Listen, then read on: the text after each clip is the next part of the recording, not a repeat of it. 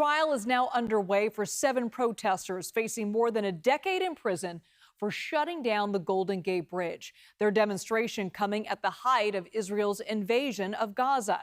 John Ramos on what's at stake in this closely watched case. Opening arguments are intended to frame the position of both sides in a trial. In this case, the prosecution is arguing that the protest was a severe threat to public safety, while the defense is arguing that it is an important issue of free speech.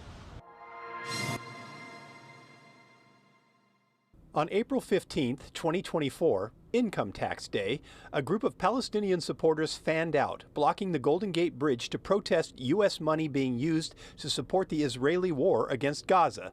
It lasted for nearly 5 hours, with protesters chained to their cars and each other, stranding motorists on the approaches to the bridge.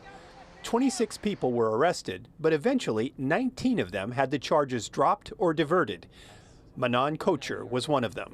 The prosecution decided to single out 7 protesters because, in my opinion, I imagine, it is easier to prosecute 7 people and make an example of 7 people than it is to make an example of 26 people. The 7 who began the trial in San Francisco are facing serious charges that could potentially land them in prison for up to 15 years. At a noon lunch break outside the courthouse, Kocher described the morning's opening statements. So the prosecution went first and described the conduct of the protesters and kind of emphasized that the conduct of the protesters is what is on trial here.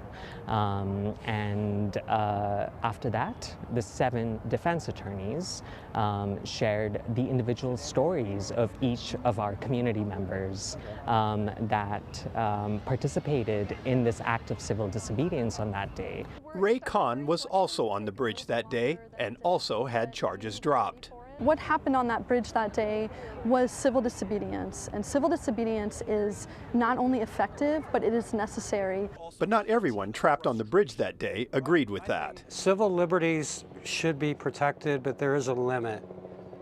And when you have this level of a disruption to our whole transportation system, I think we need to draw a line. In fact, a group of AIDS activists also blocked the bridge in a similar protest in 1989. They were arrested but released a few hours later.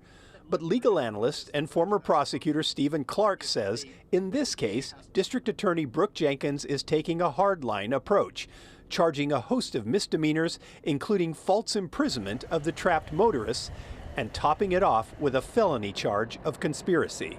What the DA is doing is utilizing the conspiracy statute to bootstrap misdemeanor conduct into felonies, subjecting these protesters to multiple years in state prison. What I think the DA is doing here is sending the message that these protesters created a tremendous public safety hazard by the way this protest was conducted, blocking the bridge. Clark predicts the prosecution will focus closely on the planning of the protests, which would help prove a conspiracy. But he doubts that anyone would actually spend any time in prison. He believes if convicted, they will probably do community service, but will have a felony conviction on their records, which he says is a significant punishment in itself. But Kocher thinks the jury will not share the DA's outrage over the incident. It does not signal what San Francisco believes. It might signal what people in power believe. It is unclear how much, if any, testimony will be admitted about the political beliefs of the defendants regarding Israel and Palestine. During jury selection, candidates were asked if they could put their opinions on the subject aside and decide the case only on the basis of the evidence. The trial is expected to last about 3 months.